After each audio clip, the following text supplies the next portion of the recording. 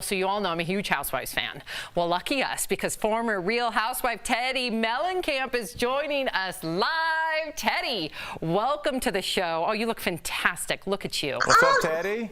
Thanks, you guys. It's so good to see y'all. We're all big fans of yours, and our viewers are already writing in questions for you. So let's first dive right into some Housewives chat. So you and Kyle, you and Kyle Richards became very close after being on the Real Housewives of Beverly Hills for 3 seasons, but you're not gonna return. And I know that a lot of our viewers, including myself, are very sad that you're not returning to the cast. Do you think that you'll still be able to escape the drama, considering that you're still very friendly with a lot of these women? How are you gonna be able to separate yourself from the drama? Well, I think when it comes to Kyle and I, if we could survive 3 years of being on a reality show and still come out unscathed, we're good to go. And then in regards to the other ladies, you know, regardless of how much drama is going on, we really do want the best for each other. And I learned a lot on the show, and I wish them all the best. And I love getting, you know, updates from them, but also being able to, like, take a step back and, you know, hear about it versus live it. Yes, and you're always so positive. I feel like, listen, sometimes when I follow the tabloids, I'll see certain past housewives speak out, right, or comment on some of the current housewives. So, for example, Lisa Vanderpump, who's also no longer on the show, she seemed to think, she suggested that you were let go because you were quote unquote boring. What was your response to that? You're like my favorite cast member, Teddi.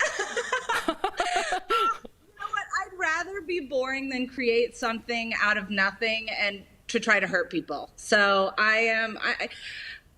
it is what it is. Good answer, girl. Good answer. Speaking of hurt, I have to say this first. I love your dad. I'm a big fan. I'm sorry I'm that guy. But you said hurt. What happened to your foot? We have in the tabloids, you're walking around Beverly Hills in a boot? It is so crazy. So the day after New Year's, I broke my foot playing pickleball. What? The new pickleball. sport. And Pickleball? And I wasn't even playing with my kids. I was playing with my husband, and we were like really getting into the game. And then I like ran off and twisted my foot. And he's like, that didn't sound good. And I'm like, oh, no, I'm fine. And then I went to go take a shower and the water hit it. And I was like, no, fine. It's something after that adrenaline wears off, huh? Yeah, it's, but you know, trying to find a place to go the day after New Year's was a little rough, but we figured it out. I love it. Now, this is really near and dear to my heart because, you know, Teddi, I got sober and then I started working out a lot, and I was on a good, you know, I was on a good kick. I had a regimen, a routine I was following, and I was doing some squats, and I went down and I did not come back up. I was working out in the backyard. I had to call my girl on my cell phone, like, come get me. Albert. Yeah, I was so hurt. And honestly, between the recovery and everything, it threw me off my path, and I noticed myself just like sitting around. I got off my routine and I was getting a little depressed. You got hurt. How did you get back on your routine or manage to stay on it with the injury? You tell us, please, Teddi. So the first thing was I allowed myself to like have that little I feel sorry for myself moment, like that little cry in the bathroom, like, why, no?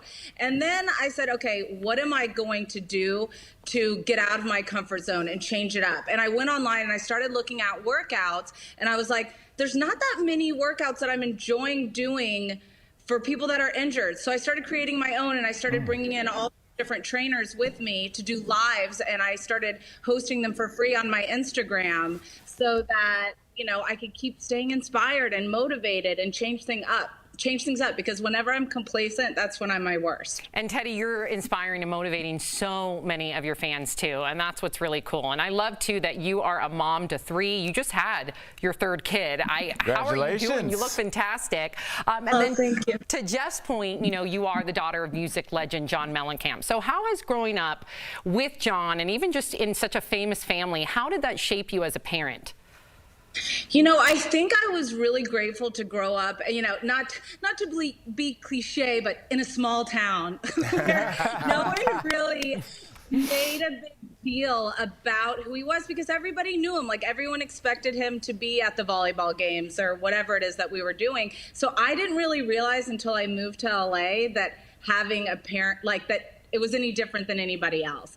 But the one thing that both of my parents taught me, which I'm so grateful for, which is something I'm doing as well, is you have to work hard for anything that you want.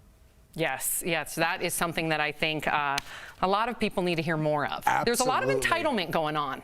Not in Teddi's family. Not in Teddi's family. Teddi, how is LA right now? We all came from LA. What's this with COVID going on and everything shutting down? You guys safe? Yeah, how's it going? We're safe. I mean, there are days, I feel like everybody I know is really riding the wave. Like some days are really hard. Our kids are in Zoom school. You know, restaurants have been closed up until Friday. So like we are, you know, we're all getting a lot of each other. So we're really having to like each other right now.